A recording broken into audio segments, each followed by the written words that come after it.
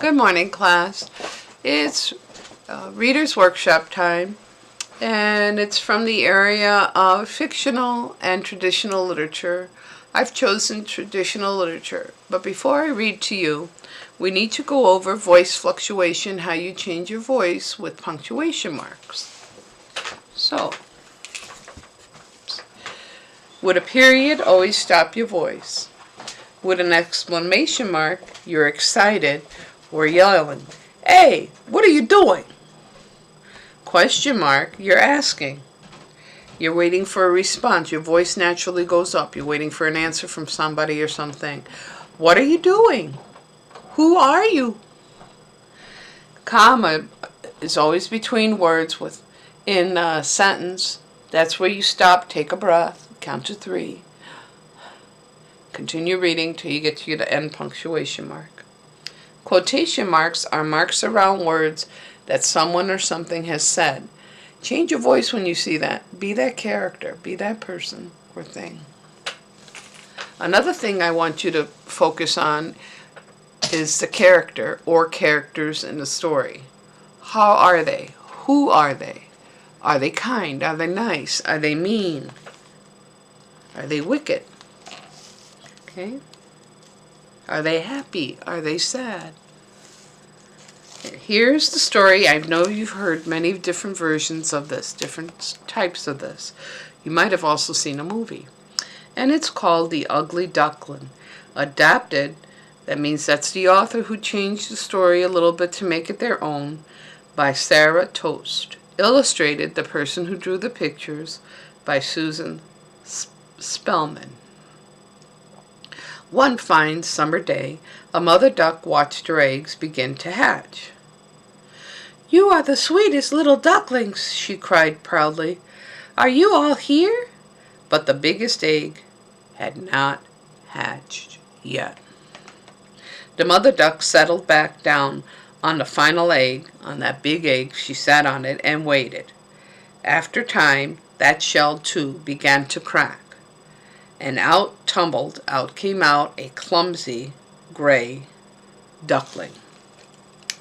The duckling was larger than the other and very ugly. The mother duck considered him carefully. She was watching him. "He is the most enormous duckling," she thought to herself, "and he looks nothing like the others. I wonder if he can swim. We shall see tomorrow." And the mother duck quacked to her babies to follow, and they waddled, walking side to side, to the barnyard. "My," said the goose in the barnyard, "that gray fellow looks awfully big for his age." And the gray duckling stayed close to his mother. She ignored the goose's rude remarks and continued on their way. So here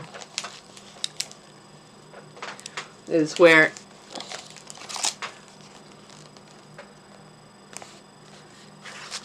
the baby was born, and she saw that it was kind of different. And here, the goose said, "Ooh, your duckling at the end back there is kind of big for its age." So the ugly duckling, stayed close to the mother, hurt his feelings. The next day the sun shone brightly, and the mother duck led the ducklings down to the pond. "Quack, quack," she told them. "Do what I do."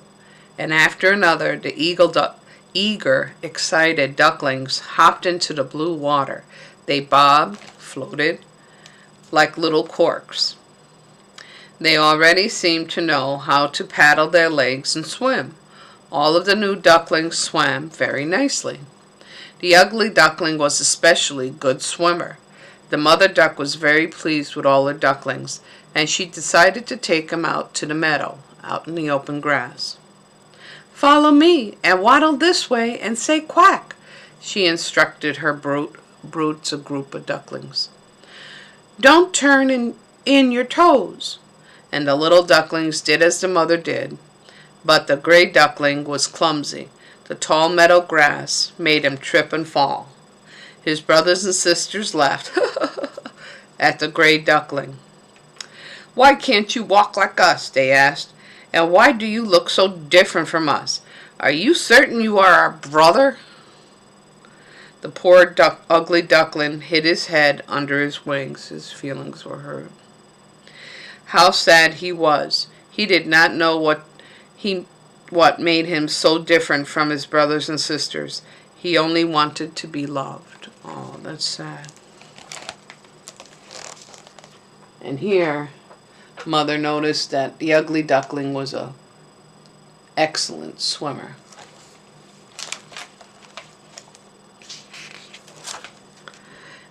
At last, the ugly duckling could stand no more teasing. He decided to run away and go to a place where no one knew him. The little duckling passed the pond, and then the barnyard, and finally the meadow. He passed the grass. He traveled until he came to a large marsh. It was low water, lots of weeds, water plants, where he chose to spend the night. In the morning, the little duckling was greeted by some wild geese who lived there. "What sort of creature are you?" the geese asked him, not unkindly. "You don't look like us, but that is all right. You may stay with us for now." So they weren't being mean to him.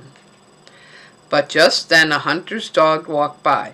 The geese were startled, were frightened, and flew away. The frightened duckling remained very still, hiding behind the marsh, all the water plants and the low water, for as long as he could. When he was certain the dog was gone, the little duckling set off, went out again, across the meadow, across the grass. Here he was scared, hiding from the hunting dog.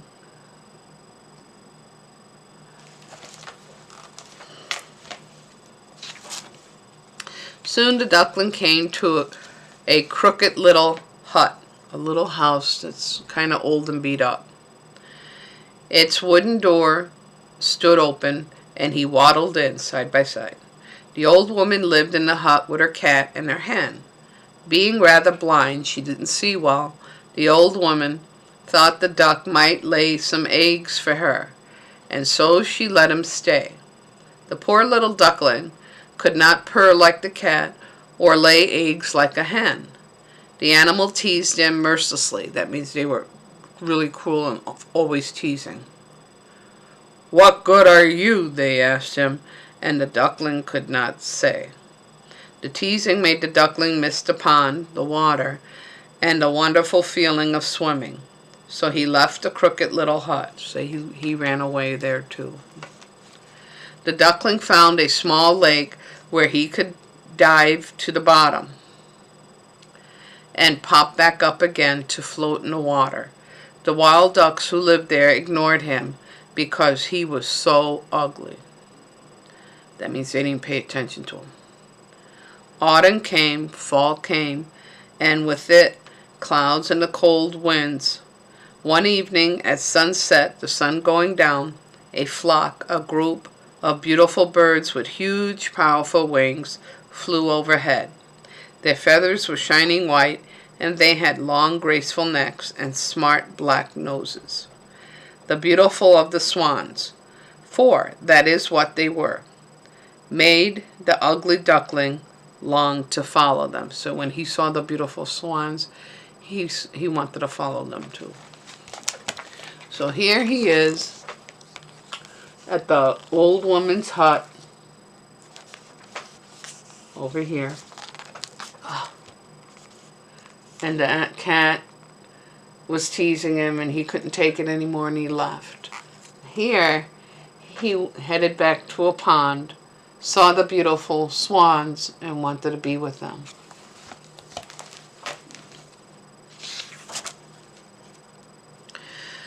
The weather grew colder. It became so cold that one day the lake froze around the duckling.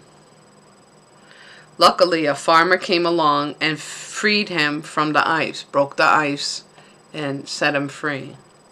He tucked the duckling under his arm and carried him home. The farmer's children were excited to play with the duckling, but he thought they were going to hurt him, and in fright he ran into the milk pail. He ran into a bucket. Then he flapped into the barrel of flour. Then he flew over to like a big bucket of flour. The farmer's wife was horrified. She wasn't very happy when she saw the mess that he had made. She chased the duckling out of the house and into the cold snow, so he was out in the cold again. The children followed the ugly duckling and tried to catch him, but he found a hiding place under some bushes, and as the snow fell silently around him, he lay still until the children went back indoors. He didn't want the kids to find him. The ugly duckling had a difficult winter. Food was scarce, not much food around, and the frosty winds howled across the meadow, across the grass field. He noticed that his feathers had begun to fall out. The duckling used them to line the nest and that built beneath the snowdrift. So the feathers that fell out, he bundled it up like a blanket on the ground to keep warm. He imagined that without his feathers, he must even be uglier than before. When spring finally arrived, the warm sun shone. The warm sun came out.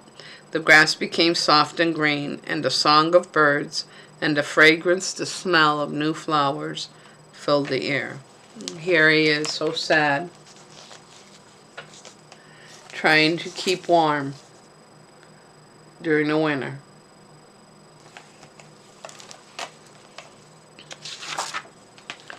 Filled with joy of spring, the duckling spread his wings to fly. My, how strong his wings had become! Below he saw 3 swans floating on the lake. The ugly duckling suddenly longed to be near them. He landed on the water and swam toward them. As the ugly duckling drew near, he bowed his head, expecting to be taunted, thinking he was going to be teased by the lovely creatures. When he looked down, he saw another graceful swan floating on the lake. It was his own reflection. So he isn't an ugly duckling anymore. He became a beautiful swan. He was no longer clumsy, ugly duckling. He was a swan. His ugly gray feathers had dropped away, and now his feathers were white and shiny. He had powerful wings and a long, graceful neck.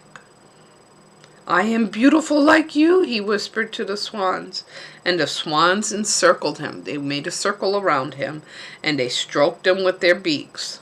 And finally, the ugly duckling knew where he belonged.